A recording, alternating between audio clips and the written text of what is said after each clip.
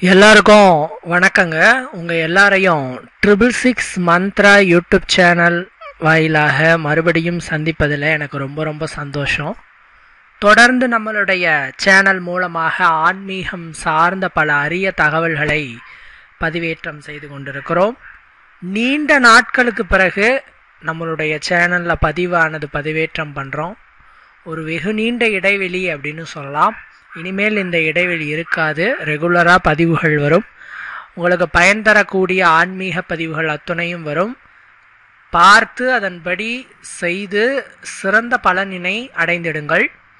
அதன் பொருட்டு இந்த வீடியோவில் நாம் பார்க்கக்கூடிய தகவல் என்ன அப்படின்னு கேட்டிங்கன்னா, வரக்கூடிய மே மாதம் 15ஆம் தேதி வியாழக்கிழமை அன்று தை மாதமான வைகாசி மாதத்தின் முதல் நாள்.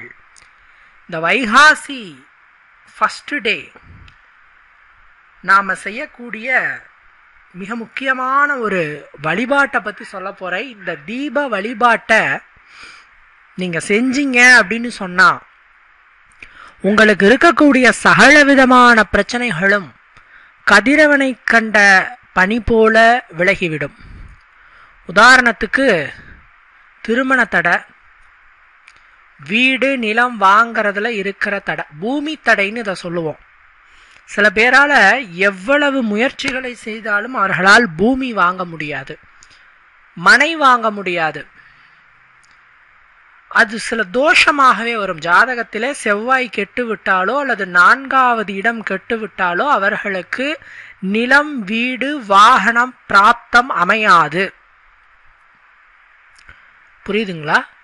அப்படி இருக்கிறத பார்த்தீங்கன்னா தோஷம்னு சொல்றது, பூமி தோஷம் அப்படின்னு சொல்லுவோம். இந்த பூமி தோஷத்தையும் இதை நீக்கி கொடுத்துரும் இந்த பரிகாரம். அதே மாதிரி சுபகாரிய தடைகள், அதாவது ஒரு இல்லம் செழிப்பா இருக்கணும், சிறப்பா இருக்கணும்னா அந்த இல்லத்துல மகிழ்ச்சிகரமான விஷயங்கள் நடக்க வேண்டும். சில குடும்பத்துல ஒரு சுபகாரியம் நடத்தணும்னாவே தடங்கள் வரும்.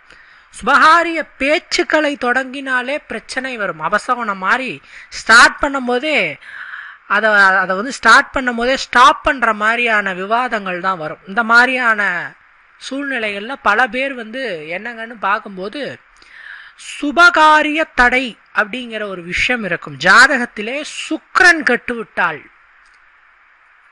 ஜாதகத்திலே 11வது இடமும் கெட்டுவிட்டால் இந்த சுபகாரிய தடைகள் ஏற்படும். கல்யாணம் பண்ணணும்னு நினைச்சு நீங்க பேசினீங்கன்னா எல்லாமே கூடி வரும், கல்யாணம் பண்ண முடியாது.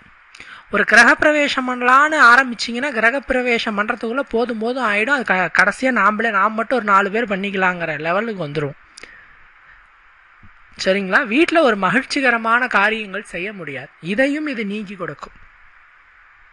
அதே மாதிரி லக்ஷ்மி தோஷம் அப்படின்னுட்டு ஒன்று இருக்கு. இது பார்த்தீங்கன்னா சில பேர் மாசம் லட்சக்கணக்கில் சம்பாதிப்பாங்க, ஆனால் ஒரு 100 ரூபாய் சேர்க்க முடியாது. 1 லட்சம் இந்த மாதம் சம்பாதிச்சாங்கன்னா 3 லட்சம் ரூபாய்க்கு செலவு வரும். நான் நிறைய பேரை பார்த்துருக்கேன். இப்போ நம்மளுக்கெல்லாம் 1 லட்சங்கிறது ஒரு பெரிய அமௌண்ட்டு, ரொம்ப பெரிய அமௌண்ட்டு. பட் இன்னைக்கு நீங்கள் நகர்ப்புறங்கள்லாம் போனீங்கன்னா 1 லட்சங்கிறது சாதாரணமாக சம்பாதிக்கிறாங்க. என்னங்க சேர்த்து வச்சிருக்கீங்கன்னு கேட்டால் ஒன்றுமே இல்லைங்க, பேங்க் பேலன்ஸ் 0ங்கிறாங்க. அதுவே ஒரு 10,000 ரூபாய் சம்பாதிக்கிற நபர் பார்த்தீங்கன்னா அழகா ஒரு 2 லட்ச ரூபா சீட்டு போடுறாரு, ஜுவல்ஸ் எடுத்து வைக்கிறாரு, நிறைய வேலைகள் செய்கிறார். இவர் 1 லட்சம் சம்பாதிக்கிறார், இவர் 10,000 சம்பாதிக்கிறார்.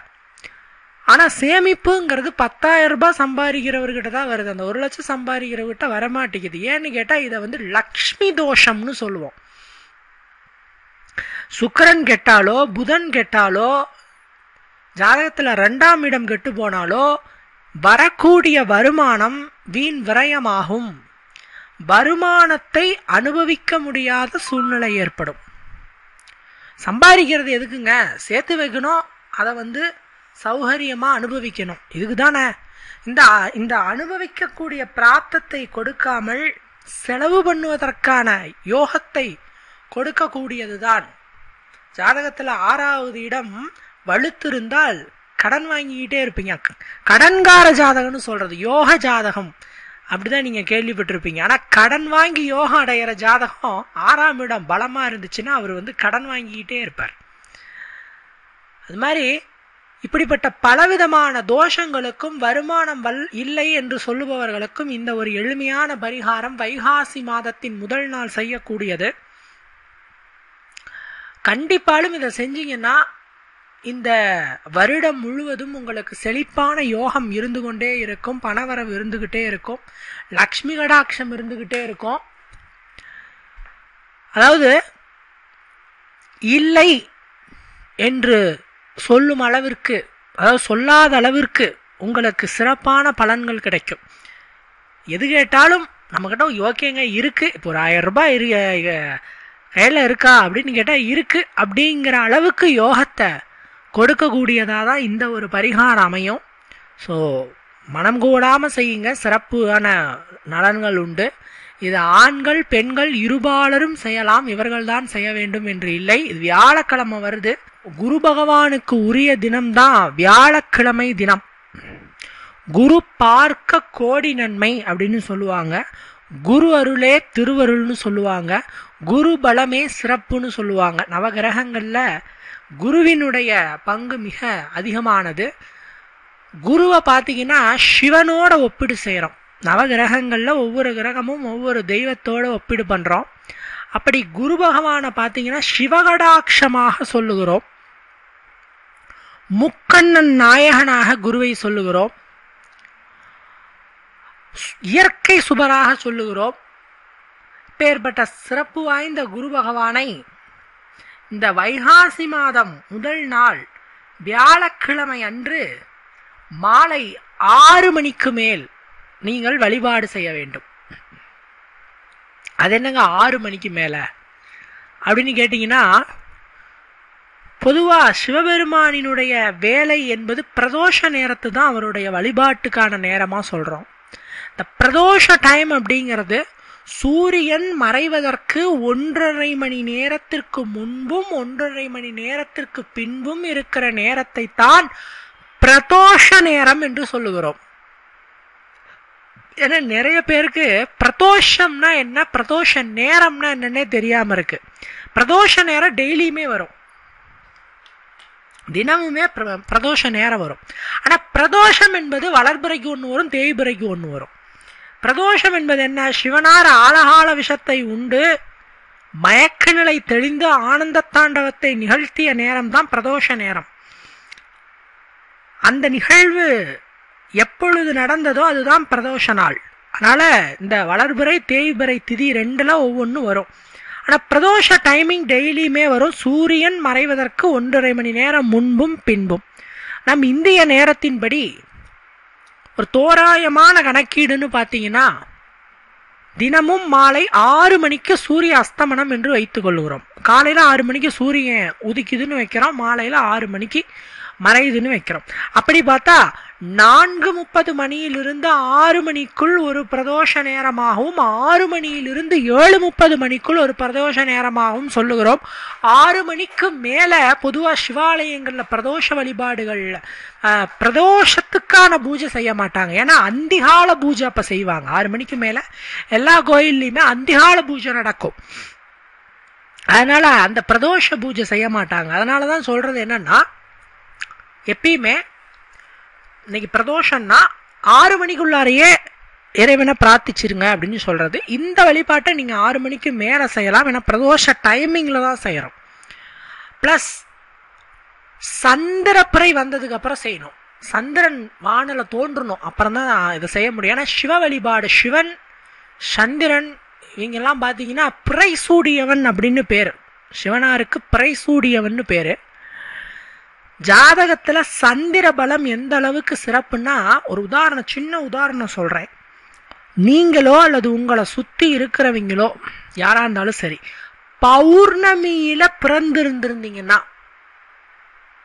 எப்படிங்க, பௌர்ணமியில நீங்களோ அல்லது உங்களை சார்ந்த யாரோ ஒருத்தரோ தெரிஞ்சவங்களோ பிறந்திருந்தாங்கன்னா அவங்களுடைய வாழ்க்கைய பாருங்க, அவங்க எந்த அளவிற்கு உயர்ந்த நிலையை அடைகிறார்கள் என்று.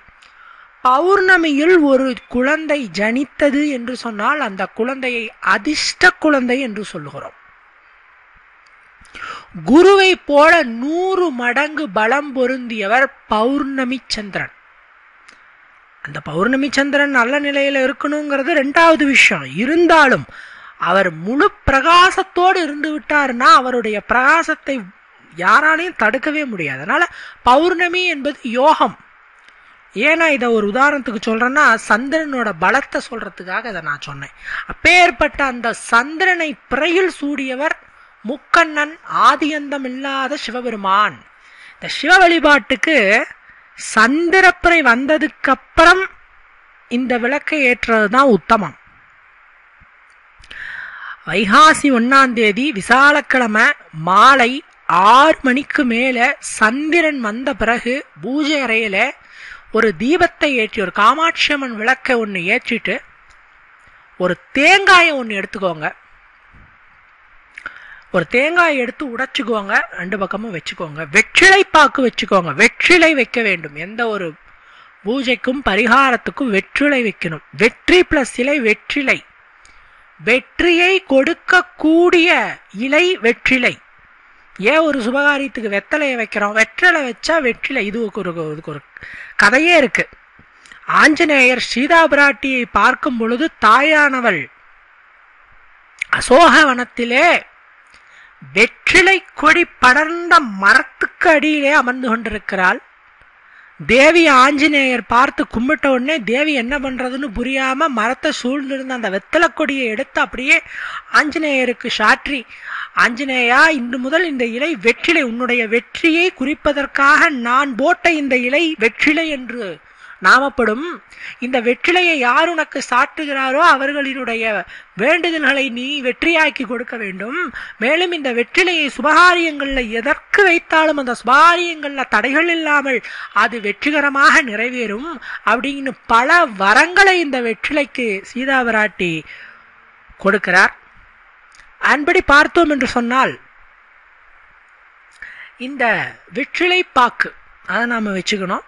நான் யூஷுவல் தேங்காய், ஏன்னா தேங்காய் முக்கண்ணனினுடைய ரூபம். தேங்காய் 3 கண்ணு இருக்கும் தேங்காயில. வேற எந்த ஒரு பழத்துக்கும் காய்க்கும் அந்த அதிர்ஷ்டம் இல்லை. 3 கண்ணு இருக்கிறது தேங்காய் தான். சிவனின் ஒரு பொருளாக சொல்லப்படுவது தேங்காய். இந்த தேங்காயை வைக்கிறோம், கும்பிட்றோம், உடைச்சி வைக்கிறோம். வாழைப்பழம் வச்சுக்கலாம், கும்பிட்றோம். நைவேத்தியமாக பாலில் கொஞ்சம் சர்க்கரை போட்டு வச்சுக்கோங்க. சிறப்பாக பண்ண முடியும்னா சக்கரை பொங்கல் வைக்கலாம், கல்கண்டு சாதம் வைக்கலாம், உங்களுடைய விருப்பம். உங்களுக்கு முன்னாடி ஒரு அரச இலைய வைக்கணும். அந்த தீபம் போடுறீங்க இல்லையா, அதுக்கு முன்னாடி ஒரு அரச இலை. அரச இலை, இது பேரே பாருங்க, அரச இலை. இந்த விஷயத்துல ராஜவசியங்கிற ஒரு டாபிக் இருக்கு.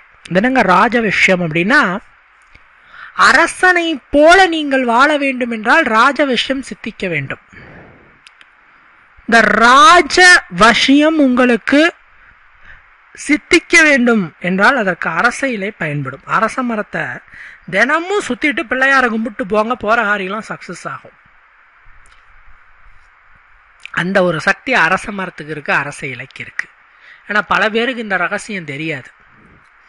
அரச இலையை சுற்றுனா குழந்தை பிறக்கும், அரச மரத்தை சுற்றுனா குழந்தை பிறக்கும், அரச மரத்தை சுற்றுனா திருமணம் நடக்கும், அரச மரத்தை சுற்றுனா வேலை கிடைக்கும். இப்படி அரச இலை என்பது உங்களுடைய வாழ்க்கையிலே உங்களுக்கு ஏகப்பட்ட நன்மைகளை கொடுக்கக்கூடியதாக அமையும்.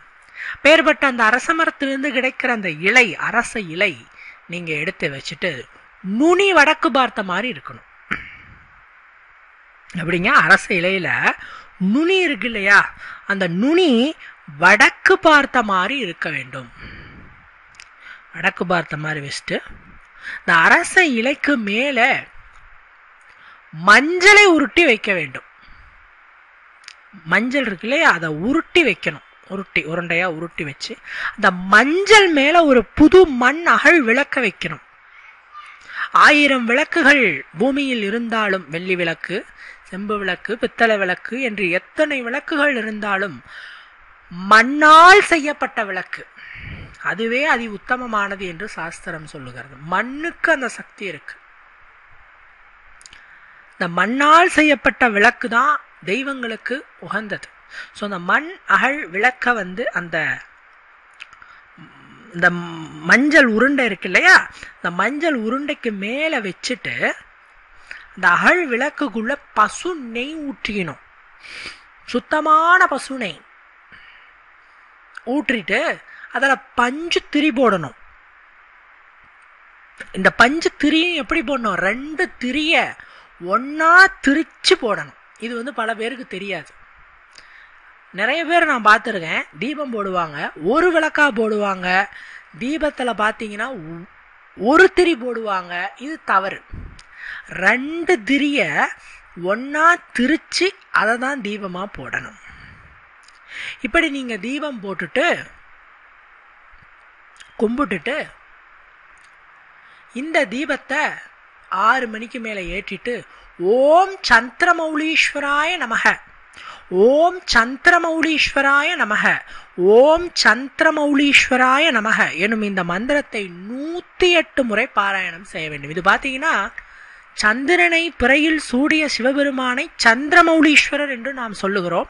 சந்திரனை பிறையாக அதாவது சந்திரப்பிறையை தன்னுடைய ஜிடாமுடியில் சூடிய சிவபெருமான் சந்திரமௌலீஸ்வரரை நாம் வணங்கினால், இந்த தமிழ் மாதத்தின் முதல் நாளில் வணங்கினால், அதுவும் வைகாசி மாதம், முருகனுக்கு உகந்த மாதம் வைகாசி மாதம், அந்த முதல் நாள் வியாழக்கிழமை அன்று நீங்கள் குருவுக்கு உகந்த அந்த வியாழக்கிழமை அன்று நீங்கள் வணங்கினால் சிவபெருமானே இறங்கி வந்து, நான் முன்னாடி சொன்னலையா, சுபகாரிய தடைகளை நீக்கி கொடுக்கிறது, பணப்பிரச்சனையை நீக்கி கொடுக்கிறது, செல்வ வளத்தை அதிகப்படுத்தி கொடுக்கிறது, கடன் பிரச்சனையை தீர்த்து வைக்கிறது அப்படின்ட்டு சகல விதமான சிக்கல்களையும் இன்னல்களையும் அறவே அறுத்து உங்களுக்கு யோகத்தை கொடுக்கக்கூடிய அந்த அதிர்ஷ்டத்தை கொடுப்பார் சந்திரமௌலீஸ்வரர் என்பதை நீங்கள் மறந்துவிடக்கூடாது.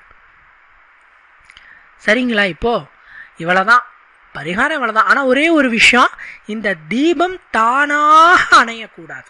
நாம் ஒரு 6 மணிக்கு மேல ஏற்றுறோம், 6 மணிலேருந்து 7:30 மணிக்குள்ளார ஏற்றிடுங்க. அதான் அந்த பிரதோஷ டைமுக்குள்ள ஏற்றிடுங்க.